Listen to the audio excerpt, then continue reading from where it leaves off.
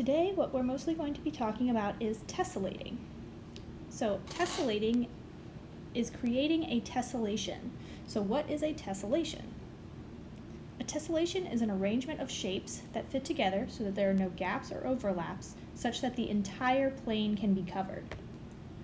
So notice that we tessellate with shapes. It doesn't have to be regular polygons or even polygons at all.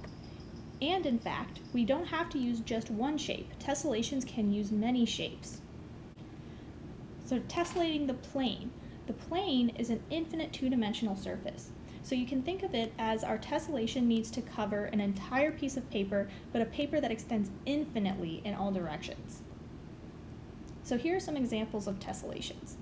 Probably the most common example of tessellations is a tessellating with squares. This is like a common checkerboard pattern.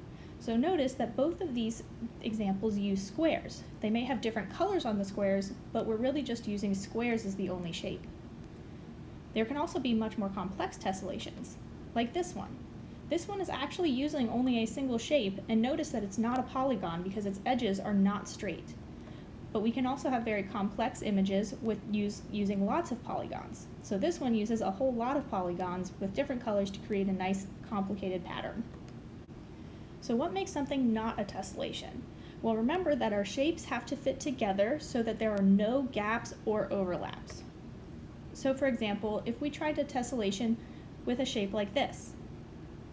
This is a repeating pattern, and we might be able to make it extend infinitely, but there are gaps between the shapes, so this would not be a tessellation. We also can't have overlaps. So let's say we took a shape like this. We might see that we could fit another copy of this shape right next to it, and it might look like we could fit a third one in that empty spot, but if we try to put it in there, we'll see that we actually have an overlap. So this would not be a tessellation with this shape. So your task now is to find some examples of tessellations. You want to look for examples in your home and online. So here are some examples of tessellations that I found around my own home.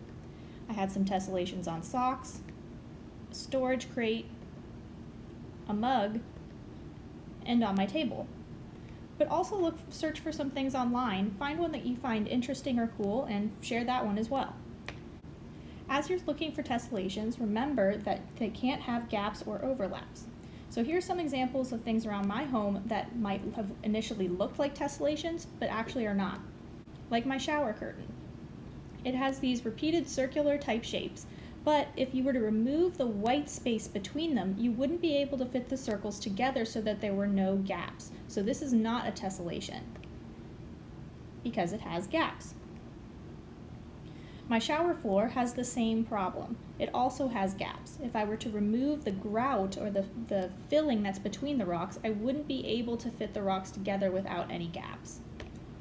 And similarly, there was a nice repeating pattern of circles on a bag, but these circles have gaps between them, which again makes this not a tessellation. So look around your home for some examples of tessellations and look online for some examples as well.